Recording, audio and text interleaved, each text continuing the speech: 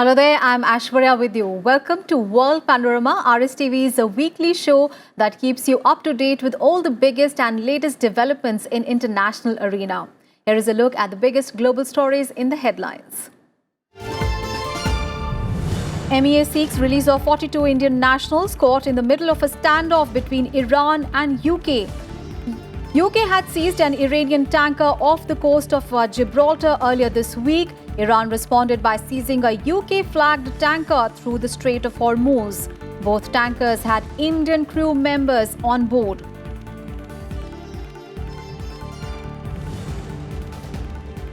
Boris Johnson, appointed as the new Prime Minister of UK, faces Brexit challenge as top European officials rebuff his withdrawal policy.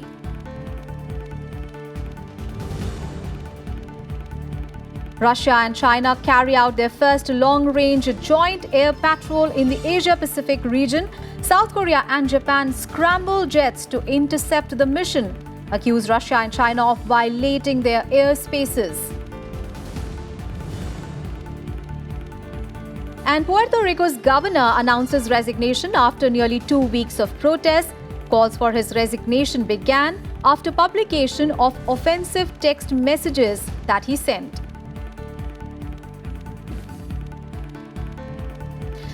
This week, the row between Iran and Britain has escalated.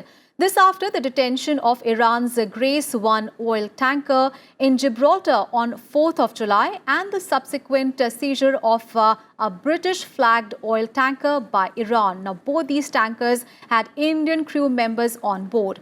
India's foreign ministry has reached out to both Iranian and British authorities seeking the release and repatriation of the Indian nationals caught in the middle of the standoff. While 24 Indians were on board Iran's Grace 1, 18 Indians were on British oil tanker. India has got consular access to its crew members and says that they all are safe.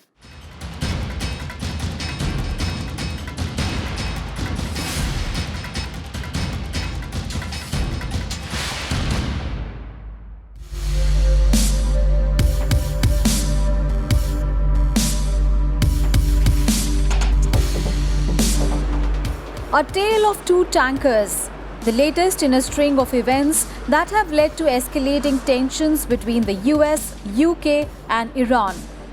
The row began after British Royal Marines helped seize Iranian tanker Grace 1 off Gibraltar on 4th of July, claiming that the vessel was carrying oil to Syria in breach of EU sanctions.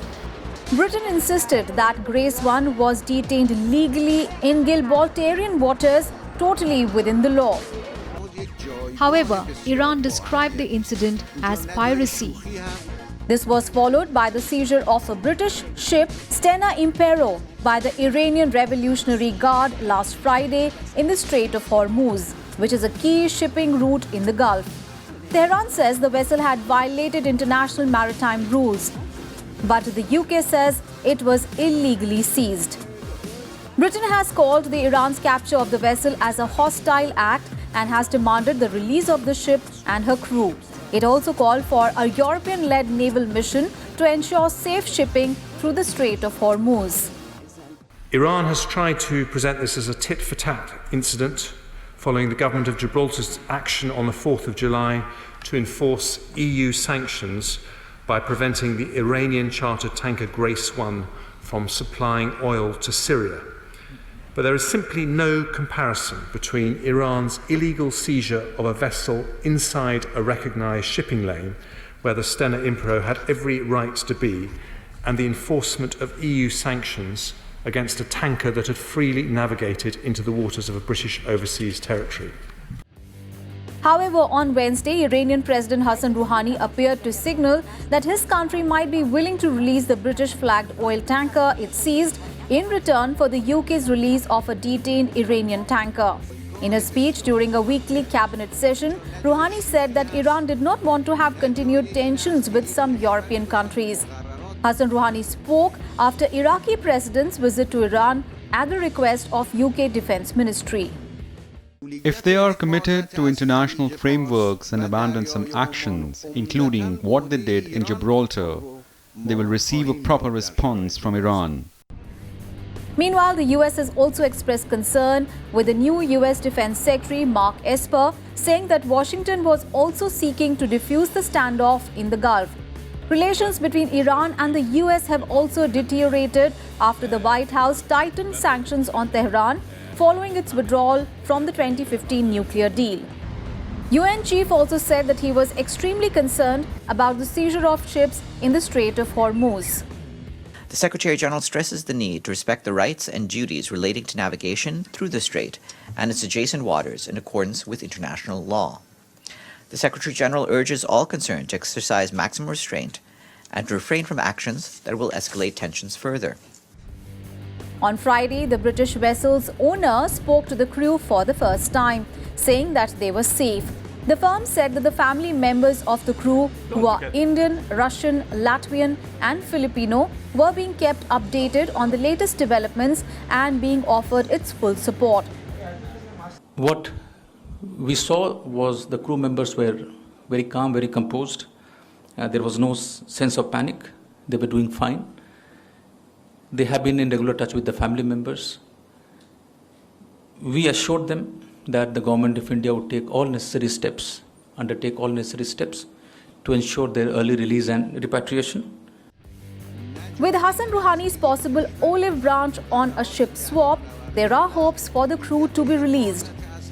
But experts are also wary that the crisis could potentially escalate quickly given the many layers of Iranian politics. Bureau Report, Rajya Sabha TV. Boris Johnson on Wednesday took charge as the new Prime Minister of UK after winning an election to lead the governing Conservatives. This after Theresa May stood down over her failure to lead Britain out of the European Union. Johnson will have just over 3 months to make good on his promise to lead the UK out of the European Union by 31st of October. However, trouble has already started after the new Prime Minister said that he was committed to getting rid of the Irish border backstop, which has long been a bone of contention in negotiations. However, top European officials have rebuffed Johnson's Brexit policy.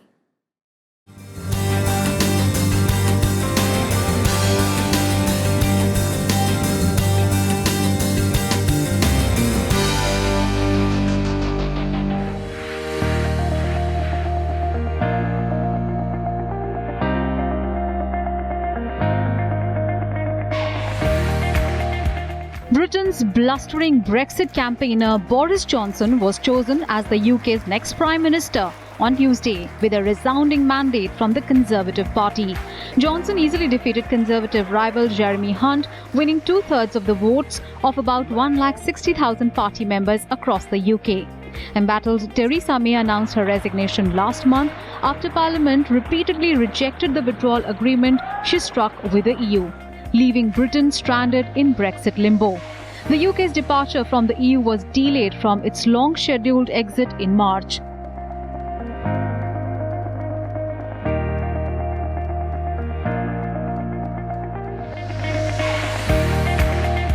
Johnson officially took charge as British Prime Minister on Wednesday, after which he began unveiling his top team with the announcement of some key posts. In a cabinet that is being touted as the most diverse in British history, Priti Patel became the first Indian origin Home Secretary, with Pakistani origin Sajid Javid moving from the UK Home Office to become the new Chancellor. Well, it's a great honour to be appointed Home Secretary, and with this Office of State, this great Office of State, comes significant responsibilities. And I will do everything in my power to keep our country safe, our people secure, and also to fight the scourge of crime that we see on our streets. Johnson had wooed Conservatives by promising to succeed where May had failed and lead the UK out of the European Union with or without a divorce deal. However, his task isn't going to be easy. Top European officials have rebuffed the Brexit policy of Boris Johnson after his first speech to UK MPs. The new UK Prime Minister said he was committed to getting rid of the Irish border backstop, which has long been a bone of contention in negotiations. However, the EU's chief Brexit negotiator, Michael Barnier, said removing the backstop guarantee was unacceptable.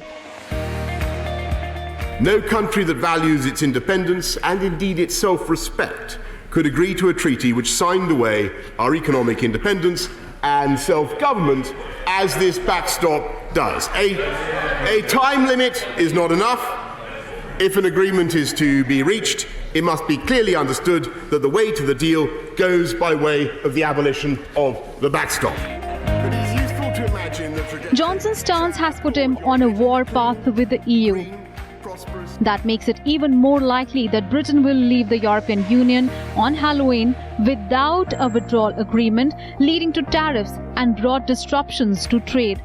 Johnson faces a host of other challenges, from dealing with Iran's seizure of British flagged oil tanker to forging a relationship with US President Donald Trump. But Brexit is his overriding problem. Bureau Report, RussiaChina TV. On Tuesday, Russia and China carried out their first long-range joint air patrol in the Asia-Pacific region. The operation marking a notable ramping up of military cooperation between the two nations. South Korea and Japan insisted the exercise violated their airspace. But Russia and China insist that their operations took place in the South Korea's Air Defense Identification Zone, that is the ADZ, which is not territorial airspace, and so all countries can move within it. The mission has also worried Washington, which is looking at the Moscow-Beijing military partnership with suspicion.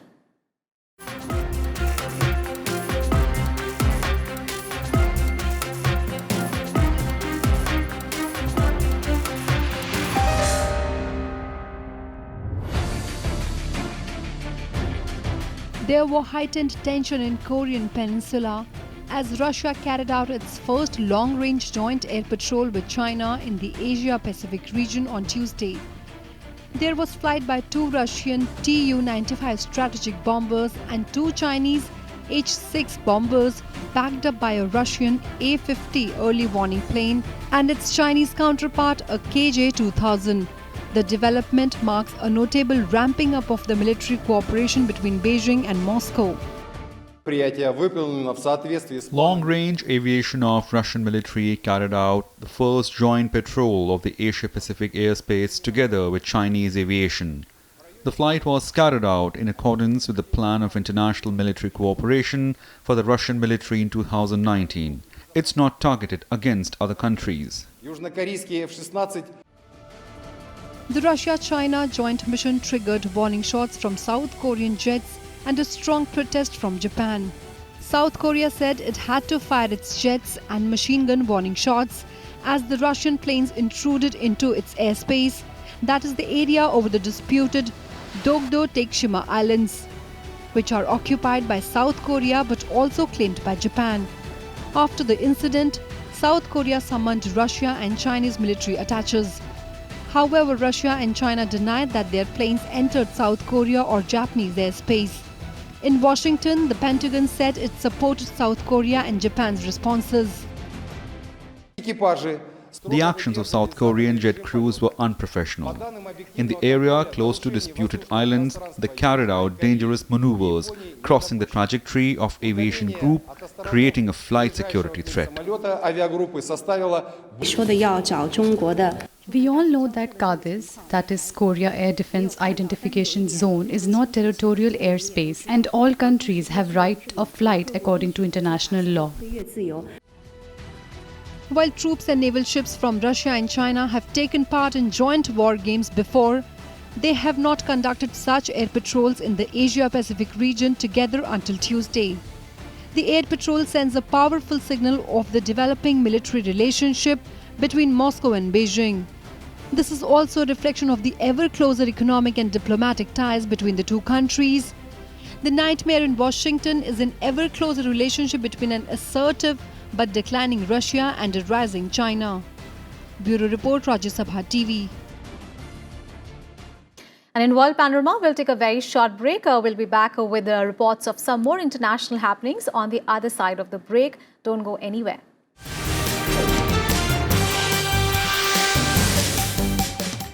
Welcome back after the break. Puerto Rico's governor, Ricardo Rossello, announced his resignation after days of mass street protests in the U.S. territory. Rossello, who had earlier on Sunday insisted that he would stay on, finally caved in, saying that he would continue working only till 2nd of August to allow an orderly transition. Rossello has been at the center of a group text message scandal that has already led to 2 top officials resigning. The leaked messages revealed sexist, profane and homophobic comments. The political turmoil in Puerto Rico comes at a critical stage in the island's bankruptcy as it tries to restructure some $120 billion in debt and pension obligations.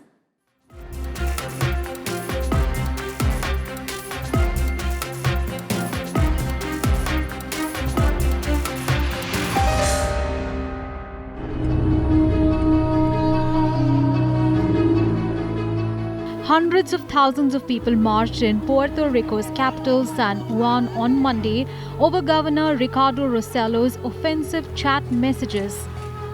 Demonstrators dressed in black t-shirts filled the city's largest highway and marched in the pouring rain alongside celebrities like Ricky Martin and Daddy Yankee on the 10th day of the protests that have been violent at times. We are against all these indignant actions of Ricky Rossello, his government and the US-imposed fiscal board. Everybody is taking advantage of Puerto Rico. We are fed up. The protests erupted after offensive group chat messages between the governor and the members of his inner circle were published earlier this month. The leaked messages revealed sexist, profane and homophobic comments. Several of the texts mocked victims of Hurricane Maria, which devastated the island in 2017. The group text message scandal led 2 top officials to resign. However, protesters demanded Governor Rossello must go. Rossello on Sunday apologized, asking Puerto Ricans to give him another chance, saying he will remain in his position but will not seek re-election in 2020.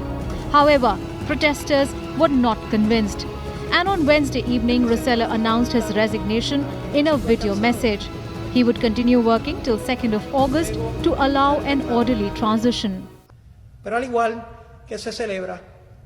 I feel that to continue in this position represents a difficulty for the success of the country.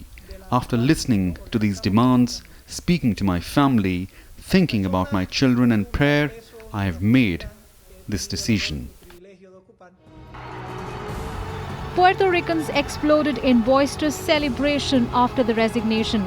Gathered outside the presidential mansion, protesters erupted in cheers after Rossello's message to the nation.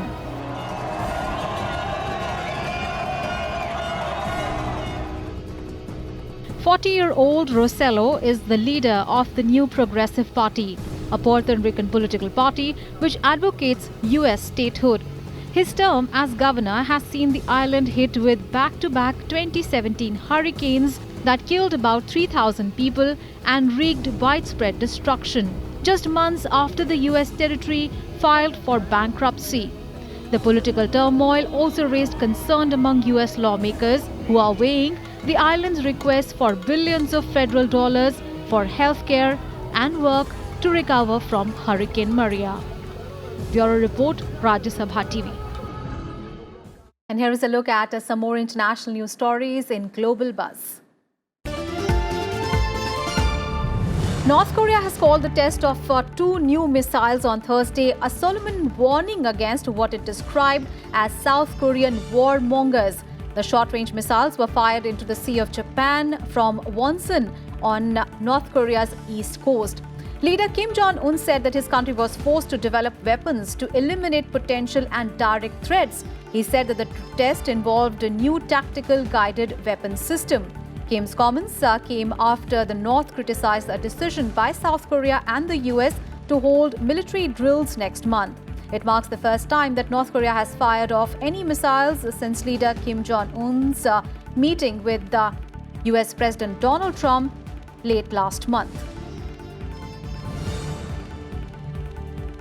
US President Donald Trump has vetoed resolutions in Congress to block the sale of $8.1 billion worth of weapons to Saudi Arabia and the UAE. Donald Trump said that the resolutions would weaken America's global competitiveness and damage its relationship with its allies. It comes after both chambers of Congress voted to prevent the sale. Some members of the Congress said that they feared the weapons could be used on civilians in the Yemen conflict. This is the third time that Donald Trump has used his veto power since taking office. And Paris saw a high record temperature of 42.6 degrees Celsius on Thursday amid a heat wave that broke records across Western Europe. A red alert, which is the highest level, was issued in northern France. Meanwhile, Belgium with 41.8 degrees Celsius, Germany with 41.5 degrees Celsius, Luxembourg with 40.8 degrees Celsius and the Netherlands with 40.7 degrees Celsius also reached new record highs. In the parts of North Germany, rivers and lakes have dried up with warnings that fish and mussels could be severely threatened. The UK also recorded a record temperature for July of 38.1 degrees Celsius. Venezuela is struggling to restore power after a massive blackout on Monday that left millions of people without power. The government has blamed the outage on an electromagnetic attack at hydroelectric dams in the south of the country. Now, this is the third major outage hitting the country after a major one in the month of March and another one in the month of April. President Nicolas Maduro and other state officials have in the past blamed terrorism and opposition sabotage and also alleging US involvement. But opposition says that the power cuts are the result of years of corruption and underinvestment.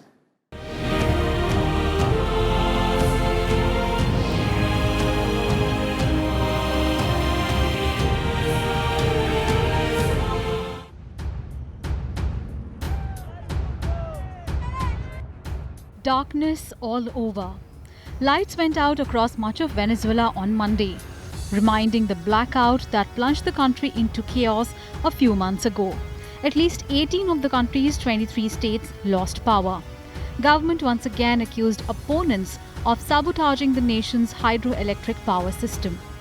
There has been no sabotage of electricity. It's simply a complete collapse. Transformers that are totally obsolete, and the authorities have not been able to re-establish and recover power. The power in the capital Caracas went out after 4 p.m. People flooded into the streets trying to make it home before nightfall. Government immediately backed up traffic as stoplights and the subway stopped working during rush hour. Security forces were deployed and contingency plans activated to guarantee basic medical services and keep the streets safe.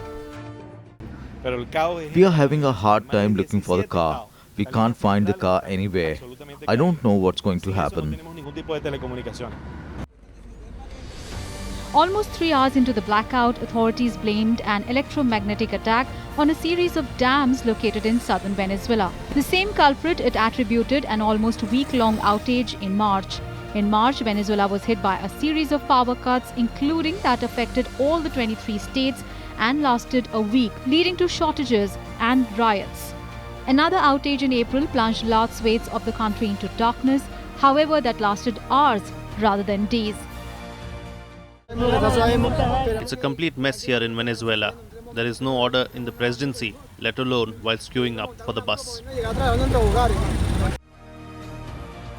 President Nicolas Maduro had blamed the March outage on a US-sponsored attack against the nation's biggest hydroelectric dam. The ties between the two nations have been strained ever since US recognized Venezuela opposition leader Juan Guaido as the legitimate leader of the country.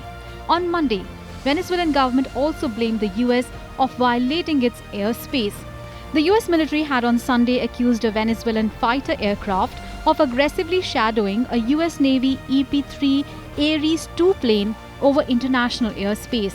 However, Venezuela insisted the incident occurred over a sea in Maiquetía, a northern coastal city in Venezuela. US Navy's EP-3 made an incursion into Maiquetía. The flight information had the flight at Maiquetía at that time.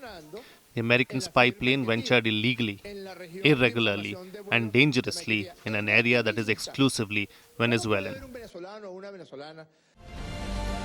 The blackout in Venezuela comes amid political crisis in the country. President Maduro and opposition leader Juan Guaido have been at loggerheads since January, when Guaido declared himself as interim president. Since then, more than 50 countries, including the US, have recognized Guaido as Venezuela's legitimate leader. But Venezuela's military and influential allies such as China and Russia have stuck by Maduro. Meanwhile, a severe economic crisis has exacerbated, and shortages of food and medicines have grown even more acute. Bureau Report, Rajya Sabha TV. And finally, how about a message in a bottle discovered after 50 years? Well, yes, a message in a bottle requesting a pen pal was discovered on a beach in southern Australia some 50 years after being thrown into the Indian Ocean. 9-year-old Jaya Elliott found the bottle in the sandhills on Talia Beach in South Australia while his father was fishing. And inside the bottle was a letter written by one Paul Gilmore, dated 17th of November 1969, stating that he was a 13-year-old from England and was migrating to Melbourne, saying that whoever received the message, please reply. Interestingly, the boy Gilmore, who actually wrote the message 50 years ago, was tracked down, and he is presently on a cruise in the Baltic. The world is indeed a small place. Well, that is all in this edition of the program. I'll see you next week in another edition of World Panorama. See you then. Bye-bye.